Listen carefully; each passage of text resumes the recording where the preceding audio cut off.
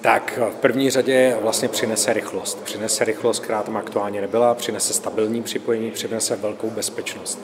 To znamená, to, co jsme z Wi-Fi vůbec neznali, to, co tam nebylo, to znamená primárně bezpečnost, nějaká rychlost a vlastně, dal by si říct, stabilitu, což vlastně firmám aktuálně v některých částech chybí a dokážou si vlastně na tom udělat další biznesový model, dokážou ušetřit peníze, dokážou v podstatě i ušetřit lidi, když se to tak řekne, a tím pádem získají vlastně spoustu peněz zpátky.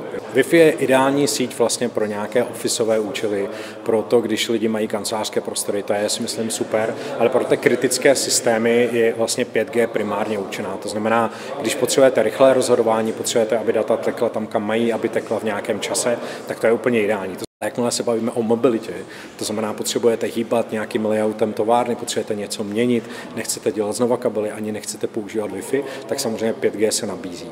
Další velká věc je, když chcete používat něco mimo tu firmu, to znamená venku. Tam Wi-Fi absolutně není schopná fungovat a vlastně 5G funguje naprosto plynule. To znamená, přechody zvenčí ven jsou naprosto bezproblémové, jsou plynulé a vlastně tam já vidím největší benefit. 5G síť je určená pro většinu podniků, ale bavíme se primárně s automobilovými závody, bavíme se o těžkém průmyslu, bavíme se o nějakém výrobním závodě. To jsou hlavní firmy, kde vlastně 5G síť hraje velkou roli a kde jsme schopni najít velké úspory. A potom samozřejmě nějaké use casey, které jsou pro ty dané firmy určené, jsou schopny jim pomoct a opět jsou schopni nahradit, digitalizovat procesy, které ty firmy mají.